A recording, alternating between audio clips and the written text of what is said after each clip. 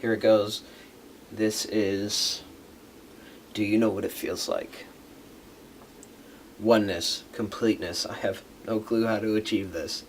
Sometimes it feels like I'm in 100 pieces and all of me blowing away in the breeze. This is how I feel, and it's become who I am. So let me ask you a question. Do you know what it feels like? Do you know what it feels like to have something inside that has no place there? Do you know what it feels like to bottle that anger up just because nothing's caused it? Saying, I have nothing to be angry about. So you do not belong, and then you just ignore it. And do you know what it feels like to still have it, after years, lingering, this flame, festering, wondering why it's there? Have you ever blamed yourself? Because it's got to be someone's fault, right?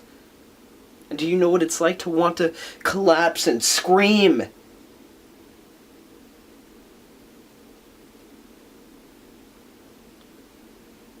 Because this hate can't stay inside anymore. Do you know what it feels like to instead just keep on walking? Like nothing's ripping through you from the inside out. Just because it shouldn't be there. Do you know where it came from? And do you know when it will go? Do you know what it feels like? And if so, why do I feel so alone? And if so, why don't you just collapse? Because regardless, it is there. I spent so many years wondering when this thing will go away, only to realize it's here to stay, and that brings me so low. So low that the bottom is near, and where the light is not really clear. And this darkness only brings more darkness.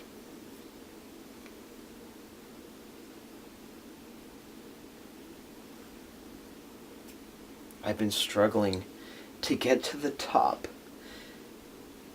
For so long, I've given up on this maze, so I'm gonna stay right here. I'll make this corner my home and this maze my world, because it's the only one I've ever known. Are you out there? And if so, why aren't you answering my calls? If so, why am I in this maze alone? I may have given up, but I am still listening. So, if so, where are you?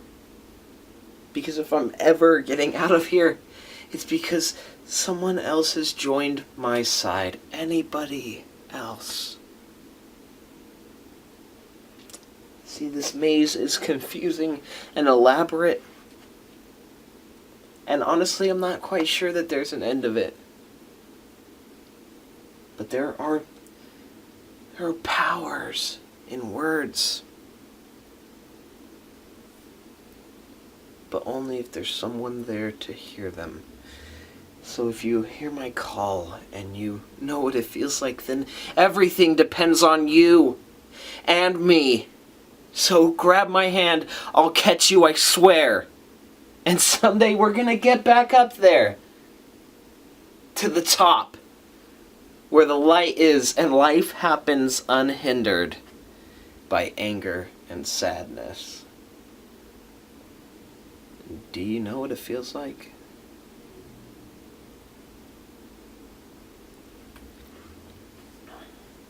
So Roddy, I had so much fun doing this piece. It's something that I read over and over and over again. I memorized it, and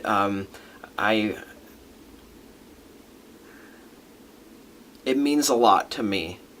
And I hope that it means a lot to who's ever listening, because that's why we're here. We're here to do what we love. so that other people can join in. And we're here to create an environment that accepts people for who they are and the weird things that they like spoken word poetry or doing analytical reviews on movies.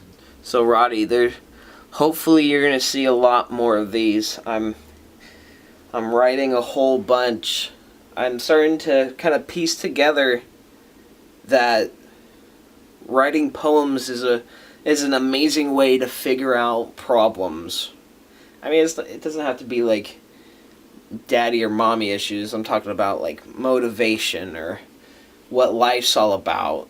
Something that you really care about. It could be anything. It could be about a guy. I mean, most people talk about girls on these spoken word poetries, but on these spoken word poems. But if there's a subject that you care about and that you have a problem with, or that you have some feelings that you think someone else is feeling and they're scared to express them, or you don't know exactly how you feel about them, write a poem about it. It's like a doorway into your subconscious. It's beautiful, and it doesn't have to rhyme, obviously, like mine didn't tonight. But you don't have to. It's just a suggestion. So, Roddy, I'll see you tomorrow.